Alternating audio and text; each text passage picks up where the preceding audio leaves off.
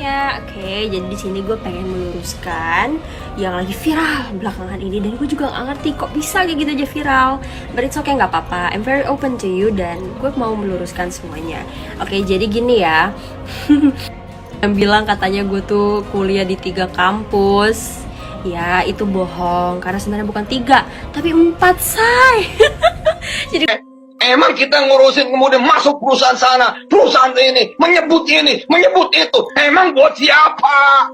Yang saya lakukan buat Petren. jadi jadi Bisa saya ajak ngomong Anda semua. Saya butuh duit 1 triliun buat ngerjain Petren. Bisa. jadi Mau Anda patungan? Mau. jadi Kalaupun mau dan saya terima duit Anda, maka saya akan makin bermasalah hari ini. Yusuf Mansur dan Wirda Mansur, dua nama yang pernah sangat dikenal publik Indonesia. Yang satu dijuluki netizen sebagai Bapak Todong Sedekah Indonesia, juga pernah dielu-elukan sebagai Bapak Petren 1 triliun rupiah. Sementara yang satu lagi adalah sang putri, seorang influencer muda yang pernah dielu-elukan sebagai pengusaha milenial inspiratif. Namun bagi sebagian warganet, ia justru mendapat julukan lain, Putri Halu Indonesia. Sebuah julukan yang lahir dari serangkaian klaim besar, cerita fantastis, dan kontroversi yang terus bermunculan. Ironisnya, seolah tak belajar dari kisah sang ayah lebih dulu terpuruk, terjajar-jajar terhengkang, tersandung berbagai polemik bisnis dan tuntutan hukum. Banyak netizen melihat satu pola yang terasa familiar. Sebuah pepatah lama kembali teringat. Buah biasanya tidak jatuh jauh dari pohonnya. Dan kali ini, kita akan membahas 10 kontroversi Wirda Mansur. Kontroversi yang perlahan ikut menyeret nama keluarga ini jatuh ke titik paling rendah di mata publik internet Indonesia. Warga 62.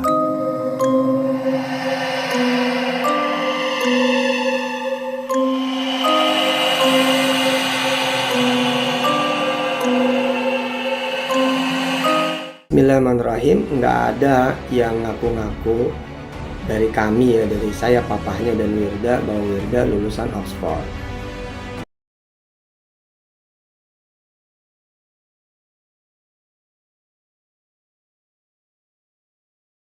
Serius ngapain? Aku kuliah, Kak. Ini kuliah di mana nih? Aku kuliah di Buckingham, sekarang di Inggris. Oh iya. Serius? Nama Wirda Aduh, Mansur pernah dipromosikan sebagai simbol generasi muda muslim yang sukses sejak dini. Ia dikenal sebagai anak dari ustaz populer Yusuf Mansur, tampil di berbagai seminar motivasi, membangun komunitas bisnis anak muda, hingga mengklaim memiliki berbagai usaha digital. Namun dalam beberapa tahun terakhir, citra tersebut mulai runtuh. Bukan karena satu kasus saja, melainkan karena serangkaian kontroversi yang muncul berulang kali, dari klaim prestasi yang dipertanyakan, proyek bisnis yang bermasalah, hingga kritik terhadap gaya komunikasinya di publik. Untuk memahami kenapa banyak orang kini bersikap sangat kritis terhadapnya, kita perlu melihat timeline kontroversi yang membentuk persepsi publik tersebut. 2019, kontroversi film The Santri. Kontroversi pertama yang menyeret nama Wirda Mansur muncul ketika ia terlibat dalam film The Santri. Film ini langsung menuai protes dari sebagian kalangan Muslim konservatif. Beberapa adegan seperti santri masuk gereja dan interaksi lawan jenis dianggap tidak mencerminkan nilai pesantren. Kritik kemudian diarahkan kepada Wirda karena ia sering membawa citra sebagai putri ustaz yang merepresentasikan nilai-nilai santri. Bagi sebagian pihak, keterlibatannya dalam film tersebut dianggap bertentangan dengan citra yang selama ini ia bangun. Kontroversi ini menjadi titik awal ketika publik mulai menyoroti setiap langkahnya secara lebih kritis.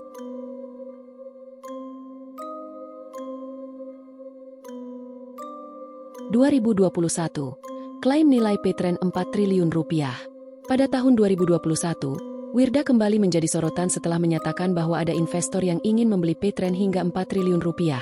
Namun ayahnya menolak tawaran fantastis itu karena ingin Petren tetap menjadi milik umat dan tidak jatuh ke tangan pihak asing. Pernyataan tersebut dia keluarkan setelah video ayahnya, Yusuf Mansur, ngamuk-ngamuk menggebrak meja kayak preman pasar yang sedang histeris, butuh dana untuk Petren 1 triliun. Banyak pihak mempertanyakan klaim itu, bahkan mentertawakannya. Pasalnya, Pada periode yang sama Petren justru sedang menghadapi berbagai masalah bisnis dan gugatan dari mitra yang merasa dirugikan. Akibatnya, klaim nilai triliunan rupiah tersebut dianggap sebagian netizen sebagai overclaim atau pencitraan bisnis. Sejak saat itu, skeptisisme publik terhadap pernyataan Wirda mulai semakin besar. Netizen 62 mulai melihat dan menyadari seakan ada pola yang sama antara gaya bicara, pembenaran, serta pembuatan alasan, antara dirinya dengan sang maha guru, Ustadz Yusuf Mansur, ayahnya. Dan 2 tahun kemudian, menggenaskan, Mei 2024 izin resmi Petren dicabut OJK, setelah melalui berbagai masalah hukum dan operasional. Alasan pembekuan, Petren terbukti melanggar banyak aturan, termasuk kantor yang tidak ditemukan, tidak memiliki cukup pegawai, dan modal kerja yang tidak memenuhi syarat minimum. Dan terbukti, isi lidah Wirda Mansur tentang klaim 4 miliar adalah omon-omon belaka. Februari 2022, kontroversi pendidikan dan klaim Oxford. Salah satu kontroversi paling besar yang pernah menyeret nama Wirda Mansur terjadi pada awal tahun 2022 dan berkaitan dengan klaim pendidikannya. Semua bermula ketika publik menemukan profil LinkedIn Wirda Mansur yang mencantumkan bahwa dirinya adalah lulusan University of Oxford. Bagi banyak orang, klaim ini tentu terdengar sangat prestisius. Oxford dikenal sebagai salah satu universitas terbaik di dunia, tempat lahirnya banyak tokoh besar internasional. Namun tak lama setelah informasi tersebut viral, netizen mulai melakukan penelusuran. Beberapa pengguna internet mencoba mencari jejak akademik Wirda di Oxford, tetapi tidak menemukan bukti bahwa ia pernah terdaftar sebagai mahasiswa program sarjana atau pasca sarjana di universitas tersebut. Penelusuran ini kemudian memicu gelombang kritik besar di media sosial. Setelah isu ini menjadi viral, akhirnya muncul klarifikasi dari pihak Wirda. Ia menjelaskan bahwa yang ia ikuti di Oxford bukanlah program kuliah reguler, melainkan program short course atau program singkat yang memang sering diikuti oleh peserta internasional. Namun bagi sebagian publik, penjelasan ini justru menimbulkan masalah baru. Sebab sebelumnya, penyebutan Oxford dalam berbagai profil dan materi promosi dianggap memberikan kesan seolah ia benar-benar kuliah atau menjadi mahasiswa resmi di sana. Inilah yang membuat banyak netizen menilai bahwa informasi tersebut terlalu dilebihkan untuk kepentingan branding pribadi. Meski sang ayah juga ikut nimbrung memberi klarifikasi, tapi warga 62 tidak ada yang percaya dan menganggap itu sebuah kebohongan publik dari ayah dan anak. Gue tuh ngambil International Baccalaureate di Oxford, tapi nggak sampai selesai. Sejak diluncurkan pada Februari 2022, nilai token eCoin, mata uang kripto, yang diluncurkan oleh Wirda Mansur justru mengalami penurunan tajam dalam waktu yang sangat singkat alias nyungsep. Penurunan ini membuat banyak orang yang sempat tertarik membeli token tersebut merasa kecewa. Kontroversi ini semakin memanas karena muncul bersamaan dengan perdebatan mengenai status hukum kripto dalam perspektif syariah. Majelis Ulama Indonesia, MUI, sebelumnya telah menyatakan bahwa penggunaan kripto sebagai mata uang dinilai tidak sesuai dengan prinsip syariah karena mengandung unsur ketidakpastian atau gharar, serta potensi kerugian atau dharar bagi masyarakat. Fatwa tersebut menjadi rujukan penting bagi banyak kalangan muslim dalam menilai fenomena aset digital. Di tengah situasi itu, keputusan Wirda Mansur untuk tetap meluncurkan token kripto justru menimbulkan tanda tanya besar di kalangan publik. Sebagai anak dari seorang ustaz yang dikenal aktif menyampaikan ceramah tentang ekonomi syariah dan etika keuangan dalam Islam, langkah tersebut dianggap oleh sebagian orang sebagai sesuatu yang bertentangan dengan citra religius yang selama ini mereka bangun. Bagi para pengkritiknya, peristiwa ini kembali memperkuat kesan bahwa keluarga tersebut sering berada di garis depan dalam menyampaikan nasihat keagamaan kepada masyarakat. Tetapi ketika dihadapkan pada kepentingan bisnis, prinsip-prinsip yang sama justru dipandang tidak selalu diterapkan secara konsisten. Kontroversi berikutnya yang semakin merusak kepercayaan publik terhadap Wirda Mansur muncul pada Februari 2025, ketika program komunitas bisnis yang ia dirikan, Millennial Anti Bokek, MAB, mulai dipersoalkan oleh para anggotanya sendiri. Komunitas ini sebelumnya dipromosikan sebagai wadah pembinaan anak muda untuk belajar membangun bisnis, memperbaiki kondisi finansial, dan keluar dari jerat kemiskinan. Melalui berbagai promosi di media sosial dan seminar motivasi, program ini berhasil menarik sangat banyak peserta dari kalangan generasi muda. Masalah mulai mencuat ketika sejumlah anggota komunitas MAB menyebarkan surat terbuka pada Februari 2025. Dalam surat tersebut, Mereka menyampaikan kekecewaan karena program pembinaan yang dijanjikan tidak berjalan sebagaimana yang dipromosikan sejak awal. Para anggota mengaku telah membayar biaya keanggotaan untuk mengikuti program bimbingan bisnis, namun kegiatan pembelajaran, mentoring, maupun program pengembangan usaha yang dijanjikan disebut tidak berjalan secara jelas. Dalam surat yang beredar luas di media sosial itu juga disebutkan bahwa jumlah anggota komunitas yang terlibat mencapai sekitar 90.000 orang, dengan dana yang dihimpun dari para peserta diperkirakan mencapai sekitar 9 miliar rupiah. Karena itulah, sejumlah anggota kemudian menuntut penjelasan terbuka mengenai penggunaan dana tersebut serta kejelasan kelanjutan program yang sebelumnya dipromosikan secara besar-besaran. Kasus ini dengan cepat menjadi perbincangan luas di internet. Banyak netizen mempertanyakan apakah komunitas milenial anti-bokek benar-benar dijalankan sebagai program pembinaan bisnis yang serius, atau hanya sekadar program motivasi berbayar yang tidak memiliki sistem yang jelas. Sebagian kritik bahkan menyebut adanya dugaan pembohongan publik, karena promosi awal program tersebut menggambarkan peluang sukses yang sangat besar bagi para anggotanya. Kontroversi MAB pada tahun 2025 ini akhirnya menjadi salah satu titik paling berat bagi reputasi Wirda Mansur. Jika sebelumnya kritik lebih banyak berkisar pada klaim pendidikan, proyek kripto, atau gaya komunikasinya di media sosial, maka kali ini yang dipersoalkan adalah kepercayaan ribuan anggota yang telah mengeluarkan uang untuk mengikuti program tersebut. Sejak saat itu, nama Wirda Mansur kembali menjadi sorotan tajam di media sosial dan memicu gelombang kritik yang jauh lebih besar dibanding kontroversi-kontroversi sebelumnya.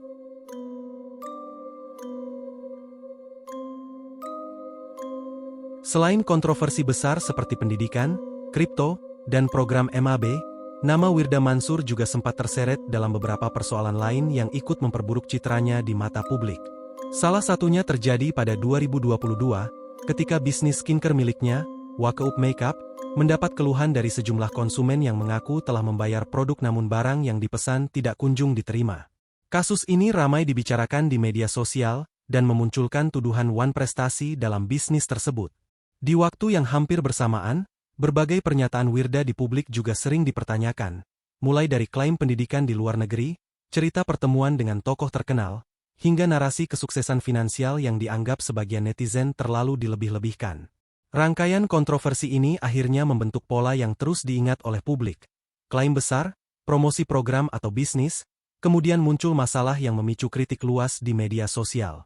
Semua peristiwa ini akhirnya membuat nama Wirda Mansur berubah dari sosok yang dulu dipromosikan sebagai ikon anak muda sukses menjadi figur yang sangat kontroversial di ruang publik. Bagi para pendukungnya, ia tetap dianggap sebagai pengusaha muda yang berani mencoba banyak hal dan tidak takut menghadapi kegagalan. Namun bagi para pengkritiknya, rangkaian kasus tersebut menunjukkan adanya pola yang dianggap merusak kepercayaan publik. Pada akhirnya, pertanyaan terbesar bukan lagi sekadar tentang satu kontroversi tertentu, melainkan tentang kepercayaan. Apakah publik masih bisa mempercayai setiap klaim dan program yang dibawa oleh nama Wirda Mansur di masa depan? Atau justru berbagai kontroversi ini akan terus membayangi reputasinya untuk waktu yang lama? Sebagian warganet di Indonesia, yang sering menyebut diri mereka Wargat 62, juga melihat adanya pola yang mereka gambarkan dengan pepatah, buah jatuh tak jauh dari pohonnya. Dalam pandangan para pengkritik ini, kontroversi yang menimpa Wirda Mansur dianggap memiliki sebagian warganet di Indonesia, yang sering menyebut diri mereka Wargat 62, juga melihat adanya pola yang mereka gambarkan dengan pepatah, buah jatuh tak jauh dari pohonnya. Dalam pandangan para pengkritik ini, kontroversi yang menimpa Wirda Mansur dianggap memiliki kemiripan dengan berbagai polemik yang sebelumnya juga menyeret nama ayahnya, Yusuf Mansur. Mereka menilai keduanya kerap tampil membawa narasi religius, menggunakan bahasa dakwah, sedekah, dan bantuan untuk umat, namun di saat yang sama juga terlibat dalam berbagai program bisnis atau investasi yang kemudian menuai kritik dan tuntutan dari sebagian pihak yang merasa dirugikan. Kritik dari publik biasanya berkisar pada beberapa hal yang berulang. Klaim atau janji yang dianggap terlalu besar, program yang menimbulkan polemik setelah berjalan, serta pembelaan di ruang publik ketika kontroversi muncul. Itulah kenapa nama dua orang ini menjadi nama yang sangat memberikan trauma ketika disebutkan. By the way, apakah kamu salah satu korbannya dari kedua atau salah satu orang ini? atau orang yang mendapat keuntungan dari mereka? gitu. Share di kolom Dan aku nggak komentar tahu ya. menahu sekolahnya di mana kak. Dan ternyata sekolahnya itu di Oxford gitu. Itu SMA loh ya, bukan kuliah. Oxford ini oh banyak ya. banyak yang bilang oh ini kuliahnya di University Oxford. Enggak, itu waktu itu cuma SMA di kota Oxford. di kota Oxford. Aduh, gitu. itu cita-cita kalau gitu belum pernah pergi ke sana loh. Masa sih? Belum pernah. Harus ya. Pengen banget. Harus kan aku bentar lagi insya Allah balik nih ke sana. Serius ngapain? Aku kuliah kak. Ini kuliah di mana nih? Aku kuliah di Buckingham sekarang di Inggris. Oh iya. Serius? Aduh, kurang update terus. Toki mau tanya sama Wirda terus lanjutin ceritanya. Iya, Jadi iya. Wirda SMA di kota Oxford. Di kota Oxford. Oke, ya. berapa tahun tuh di sana? Waktu itu nggak nyampe selesai ya, nggak nyampe selesai karena emang aku nggak pernah selesai sih sekolahnya, Oke, jadi kayak gitu doang. Itu jadi gimana? Pas di Indonesianya jadi pakai paket gitu ya? pakai paket, Oh, pakai oke, paket. oke. Gitu. Terus, Ya udah pokoknya setelah selesai sana dan aku nggak hanya ngajar di satu tempat doang ya, Ngajar ngaji. ngajar ngaji. Masya Allah. Jadi bergilir gitu, maksudnya kita nginep di rumah siapa gitu ya, kemudian besokannya ngajar ngaji. Jadi Wirda tuh selama di Amerika atau di Oxford tinggalnya di mana sih? Ada asrama. Oh di asrama, asrama Jadi sekolah. sekolahnya itu ada asramanya. Oh di asrama sekolah bukan di Jadi rumah tuh sekolahnya jemaahnya boarding, papa Kak. gitu nggak? Enggak, kalau lagi kebetulan on duty ya.